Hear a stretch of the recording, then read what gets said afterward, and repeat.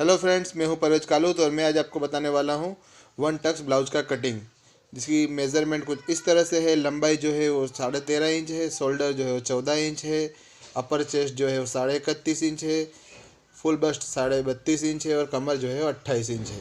उसकी स्लीव का जो है स्लीव की लेंथ जो है वो 13 इंच है और उसकी फिटिंग यानी कि आस्तीन जो है वो 9 इंच है। आर्म होल्ड आएगा इनका 14 इंच और बैक नेक जो है डीप होगा, यानी कि 10 से 11 इंच उसका बैक नेक होगा।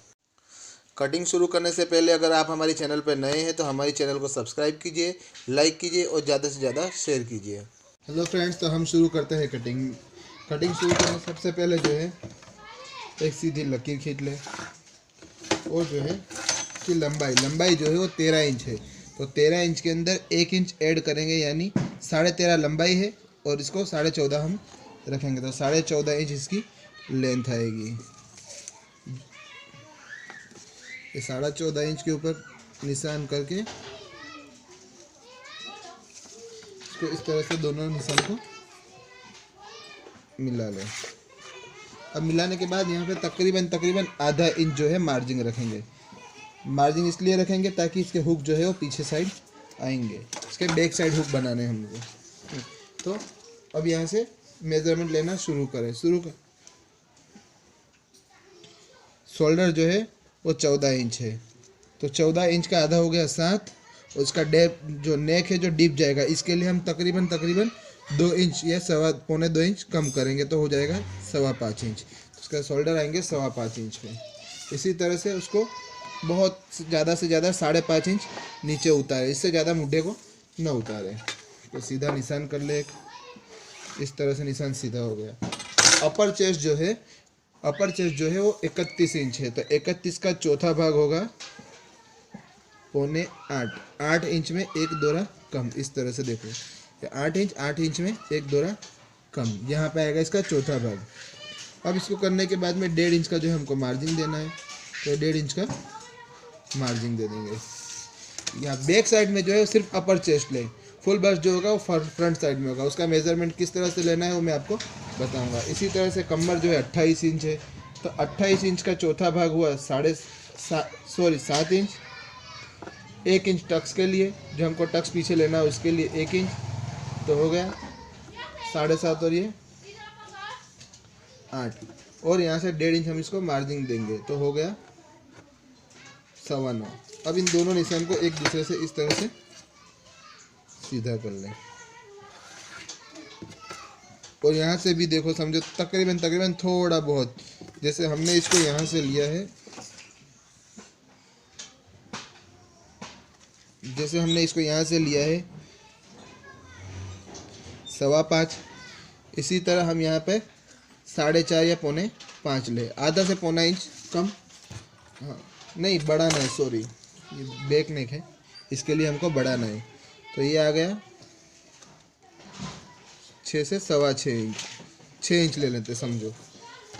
ये 6 इंच के ऊपर इस तरह से सीधा एक निशान कर ले। अब यहाँ पर जो लोग हैं फ्रेंच कर्व का इस्तेमाल करते हैं, लेकिन मैं नहीं करूँगा।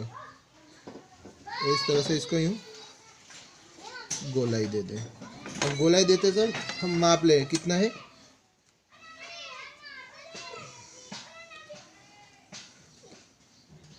13 इंच, तो हमको कितना 14 इंच करना है, तो इसको थोड़ा और अंदर से लेकर के जाएंगे और थोड़ा और नीचे भी उतारेंगे। आर्म होल का ज़्यादा से ज़्यादा ध्यान रखें, आर्म होल जो परफेक्ट आना चाहिए। अब सिलाई यहाँ से लगेगी तो इस तरह से मापना शुरू करें।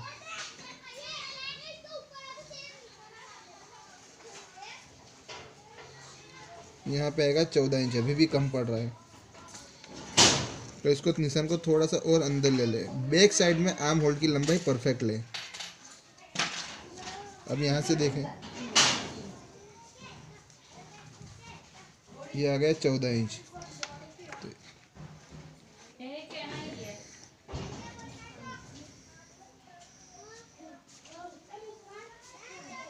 ये हो गया परफेक्ट 14 इंच। यहाँ पे 14 इंच आ गया, 1.5 इंच हमारा लूजिंग आ गया, तो ये हो गया हमारा बैक का आर्म होल्ड। अब इसको कट कर लेंगे।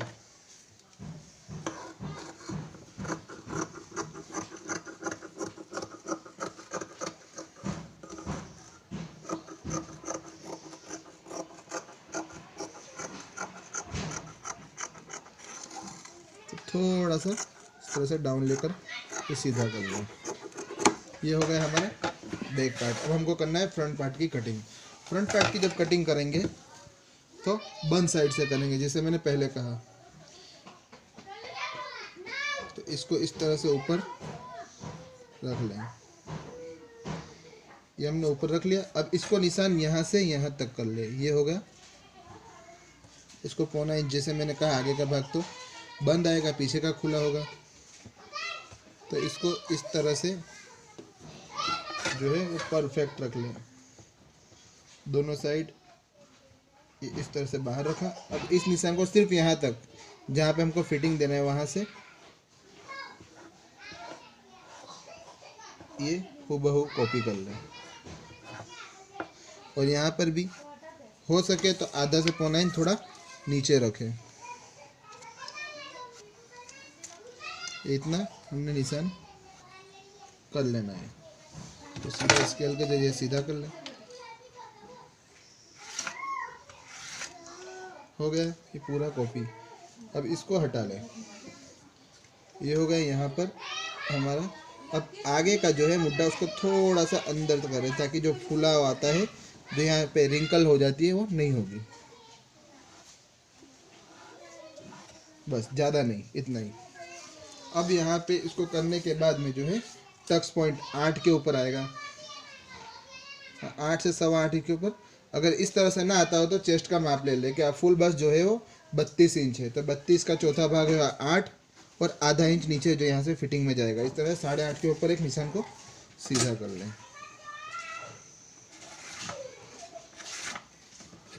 अब सीधा करने के बाद में जो चेस्ट का है जो है 10वां हिस्सा, फुल बस्ट का 10वां हिस्सा। फुल बस्ट जो है हमारा वो 32 इंच है ना, तो 32 इंच का 10वां हिस्सा हो गया 31 इंच का 3 इंच और 1 सूद। यह है हमारा टक्स का पॉइंट। यहाँ पे हमारा टक्स आएगा जिसको हम 1 टक्स ब्लाउज बना रहे हैं। अब यहाँ पर भी इसी तरह से 3 इंच और 1 दोहरा, इस तरह से एक निशान को सीधा कर लें। इस तरह से सीधा कर लें। इसको यहाँ से भी सीधा कर लें। अब यहाँ से यहाँ का पार्ट जो आएगा वो फुल बस्ट का 13वां हिस्सा आएगा। 13वां हिस्सा कितना होता है वो मैं आपको बताता हूँ। अब 10वां हिस्सा यहाँ से यहाँ तक कितना हमको मार्जिन देना है? 10वां हिस्सा 2.46 यानी समझो तकरीबन ये इतना। देखो 2.5 इंच के अंदर 1 सूद कम। ये इतना हमको जो है बस्ट का उभार देना है। हाँ, तो यहाँ से हमारा बस्ट का उभार आएगा। अब इस निशान को यहाँ पर सीधा कर लें। अब सोचे कि इसका शेप किस तरह से देंगे, तो शेप देने का तरीका ये बता देता कि 2.46 इंच यहाँ तक भी हम लोगों को जाना है। अब इस निशान को यहाँ तक तो एकदम सीधा आएगा। कुछ लोग फ्रेंच कर्व के ज़रिए से करते हैं, लेकिन मैं उसका इस्तेमाल नहीं करता। तो ये एक तो सीधा आया। अब इसको यहाँ से जो है इस तरह से सीधा खींचे। अब सीधा खींचने के बाद में इसको यहाँ से यूँ शेप देखें।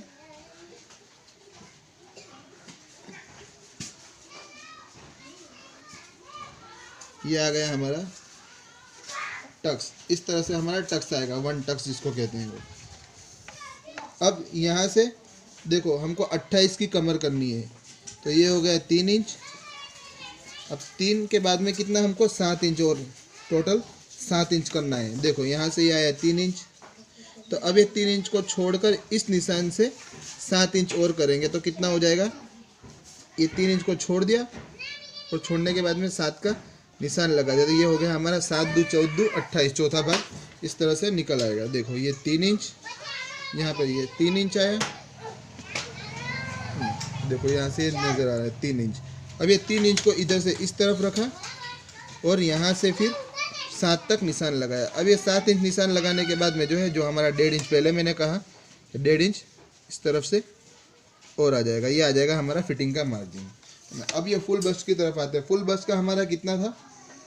ये फुल बस्ट हमारा यहाँ पे आएगा। बैक साइड पे हमने जो किया था वो अपर चेस्ट था, तो अब हमारा 8 इंच जो है फुल बस्ट। या फिर अगर इस तरह से ना करना हो तो बैक पार्ट को लें और बैक पार्ट के इस निशान को इस निशान के साथ मिलाएं, इस निशान को इस निशान के साथ में मिलाया और ये बाहर का निशान है, इस तरह से इन दोनों को मिला दें। देखो ये हमारा फिटिंग है।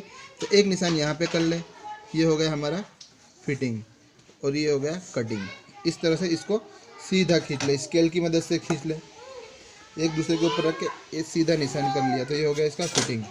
और इसी तरह से इसको थोड़ा सा ये ऊपर जाएगा, हो गया। इसको हटा करके देख लो, हो गया। अब इस निशान को इस निशान से देखो आधा पौना इंच ऊपर जाएगा, तो इसको इस तरह से सीधा कर लें। ये कर लिया सीधा। अब इसको मापे, जितना यहाँ पर आएगा इतना ही हमको यहाँ पर लेना है। तो ये कितना आ रहा है, ये आ रहा है 7.5 इंच। तो यहाँ भी 7.5 इंच जहाँ पर आएगा वहाँ पे हमको निशान करना। ये आएगा यहाँ पर 7.5 इंच। यहाँ से इसको थोड़ा सा सीधा कर लिया, यहाँ से इसको इस तरह से सीधा कर लिया। ये हो गया हमारा फ्रंट पार्ट। देखो पहले से वापस से समझा देता हूँ कि सबसे पहले हमको इस तरह से ऊपर रख करके ये निशान, ये आधा इंच जो हमने मार्जिन दिया था उसको छोड़ करके इस तरह से शोल्डर का माप ले लेना है। शोल्डर का माप लेने के बाद में जो हमने निशान लगाया था उस निशान तक जाना है, वहाँ से ये निशान कर लिया। अब इसको हटा लेना है। हटाने के बाद में यहाँ पे फुल बस्ट का माप लेना है। फुल बस्ट का माप लेने के बाद टक्स पॉइंट है उसमें आधा इंच प्लस करके यहाँ पे टक्स पॉइंट का निशान करा और सीधी लकीर खींचनी है। अब यहाँ से जो है नीचे कर ये 10वां हिस्सा आएगा, ये 10वां हिस्सा आएगा। हम 13वां हिस्सा छोड़ेंगे यहाँ पर, और यहाँ पर भी 13वां हिस्सा छोड़ेंगे। यहाँ से सीधा और 13वें हिस्से से इस तरह से गोलाई ले लेंगे। इसी तरह से हमने ये 3 इंच किया है, अब 3 इंच का मेज़र हटा करके फिर यहाँ से ऊपर से जितना फिक्स माप आता है उसको कर ले, और उसके बाद में इसको बैक पार्ट को रख के, ताकि हमारा जितनी लंबाई है वो आगे पीछे की सब सेम आ जाए। इस तरह से निशान लगा ले। अब निशान लगाने के बाद में जो हम फ्रंट पार्ट का भी हम कटिंग कर लेंगे। फ्रंट पार्ट का जो है दोस्तों, अंदर का हिस्सा थोड़ा खाँच, यानी कि अंदर ज़्यादा उतरेगा और ऊपर से थोड़ा बढ़ेगा।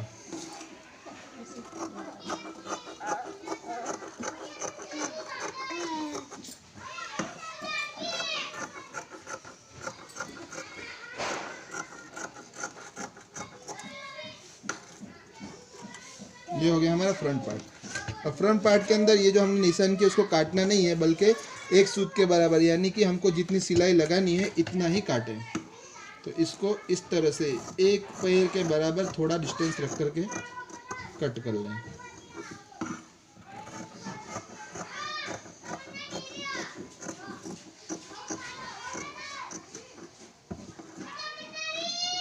ये कट गया हमारा फ्रंट पार्ट। ताकि देखो ये दोनों हिस्से जब एक दूसरे से जुड़ेंगे तो ये ऑटोमेटिक जो है फुल बस्ट का जो उभार आ जाएगा। जब जुड़ेगा, जब स्टिचिंग का वीडियो बनाएंगे हम, तब आपको बताएंगे कि उभार किस तरह से आता है। अब इसका स्लीव निकालना है हमको। स्लीव निकालने का तरीका भी है।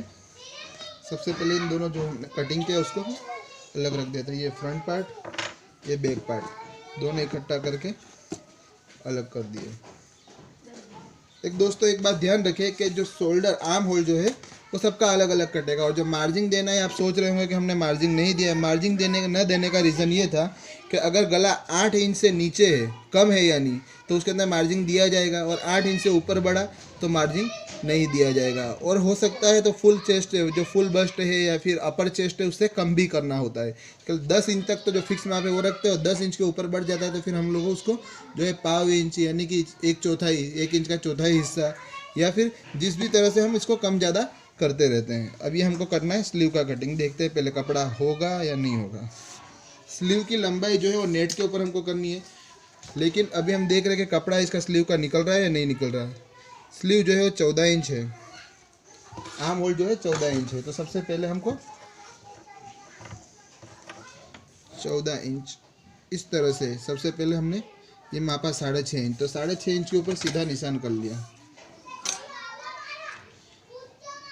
ये निशान कर लेने के बाद में देखते हैं, अगर कपड़ा कम है तो हम इसके अंदर जॉइंट लगाएंगे। इसको यहाँ से हमको 3.5 से 4 इंच, 3.25 इंच नीचे उतरना है। अब इसको 7.5 इंच, देखिए कहाँ पे आ रहा है ये 7 इंच, इस तरह से क्रॉस में, ये हमारा 7 इंच यहाँ पे आ रहा है। और 7 इंच के बाद में 1.5 इंच इसका मार्जिन भी आ जाएगा, परफेक्ट आएगा। अब हमको इसको क्या, लेंथ इसकी जो 14 इंच है, तो 14.5 के ऊपर ये अंदाजन एक निशान लगा रहा हूँ। ये निशान लगाने के बाद में जो है इस तरह से भी 14.5 इंच, और इसकी स्लीव जो आएगी 9 इंच, इधर 1.5 इंच का मार्जिन यानी 6 इंच। अब इसको सेप पट्टी की मदद से जो है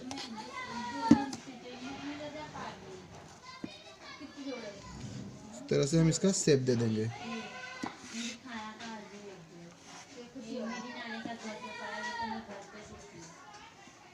इस तरीके से हमने स्लीव का सेप दे दिया, और यहाँ पे 1.5 इंच का जो मार्जिन है उसका भी सेप दे देंगे, तो ये कट जाएगा हमारा स्लीव।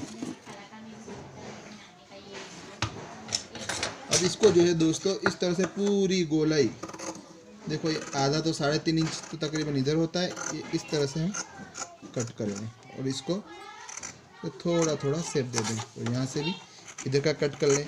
ये हमारा अस्तर लगेगा, इसका जो मेन फैब्रिक है वो लंबा आएगा, जो लॉन्ग स्लीव है वो है इसमें, और इस तरह से सेंटर कट कर लें। सेंटर का कट करने के बाद में इसको पहले परफेक्शन दे दें, और फिर इस तरह से रख करके